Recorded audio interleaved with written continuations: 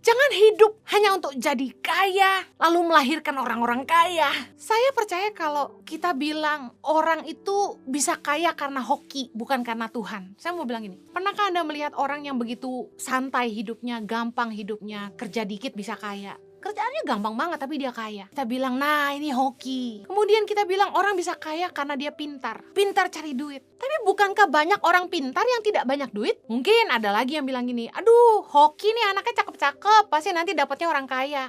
Saya ketemu banyak wanita cantik tapi hidupnya tidak kaya, dapat suami yang tidak kaya juga. Malah saya ketemu dengan beberapa istri yang sama sekali kurang cantik menurut saya dari ukuran manusia, tapi mereka sangat diberkati. Nggak ada teorinya untuk jadi kaya. Hidup bukan butuh hoki, tapi butuh campur tangan Sang Ilahi. Kita harus mengandalkan Tuhan dalam hidup kita. Tapi mari jangan hanya ingin kaya, jangan hanya hidup untuk uang. Kejarlah hidup yang bermakna, hidup yang berarti bagi sesama. Mari kita lihat sama-sama dalam Lukas 12, orang kaya yang bodoh. Ayat 15, katanya lagi kepada mereka, berjaga-jagalah dan waspadalah terhadap segala ketamakan. Sebab walaupun seorang berlimpah-limpah hartanya, hidupnya tidaklah tergantung daripada kekayaannya itu. Kemudian ia mengatakan kepada mereka suatu perumpamaan, katanya, ada seorang kaya, tanahnya berlimpah-limpah hasilnya. Ia bertanya dalam hatinya, apakah yang harus aku perbuat? Sebab aku tidak mempunyai tempat di mana aku dapat menyimpan hasil tanahku. Lalu katanya, inilah yang akan aku perbuat. Aku akan merombak lumbung-lumbungku dan aku akan mendirikan yang lebih besar dan aku akan menyimpan di dalamnya segala gandum dan barang-barangku. Ayat 19, sesudah itu aku akan berkata kepada jiwaku, jiwaku ada padamu banyak barang, tertimbun untuk bertahun-tahun lamanya. Beristirahatlah, makanlah, minumlah, dan bersenang-senanglah. Tetapi firman Allah kepadanya, hai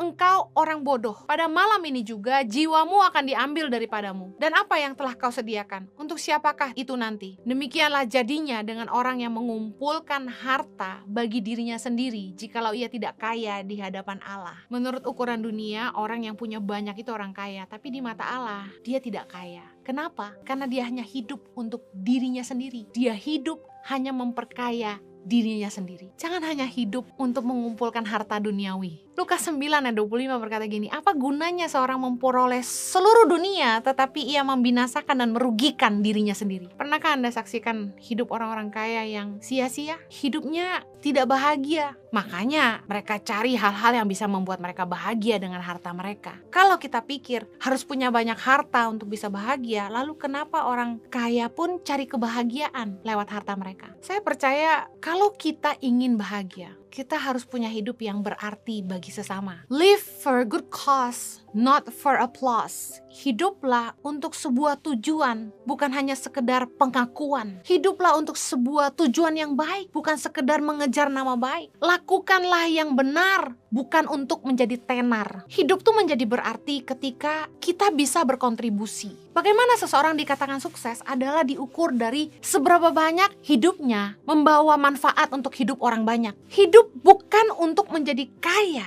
tapi untuk berkarya dan menjadi berguna bagi sesama. Masa Tuhan ciptain kita ke bumi ini hanya untuk jadi kaya untuk diri sendiri? Tuhan mau kita diberkati supaya kita jadi berkat. Saya ingin mengajak saudara untuk miliki mentalitas memberkati. Sukalah memberi. Kisah Rasul 20:34 berkata gini, kamu sendiri tahu bahwa dengan tanganku sendiri aku telah bekerja untuk memenuhi keperluanku dan keperluan kawan-kawan seperjalananku. Dalam segala sesuatu telah kuberikan contoh kepada kamu bahwa dengan bekerja demikian, kita harus membantu orang-orang yang lemah dan harus mengingat perkataan Tuhan Yesus, sebab ia sendiri telah mengatakan adalah lebih berbahagia memberi daripada menerima. Ingat ini Yesus yang ngajarin. Adalah lebih berbahagia memberi daripada menerima. Kalau Anda ingin bahagia, milikilah hidup yang berarti bagi sesama. Berkontribusilah, jadilah berguna, menjadi manfaat bagi hidup orang banyak. Punyalah mentalitas memberi. Jangan punya mentalitas gratisan. Paling suka yang gratis, maunya gratis. Jangan suka aji mumpung. Kalau orang baik sama kita, jangan manfaatkan kebaikannya. Jangan maunya dibayarin aja. Jangan maunya ditraktir aja. Jangan maunya nerima aja. Tapi miliki mentalitas memberkati. Karena terlebih berbahagia memberi daripada menerima.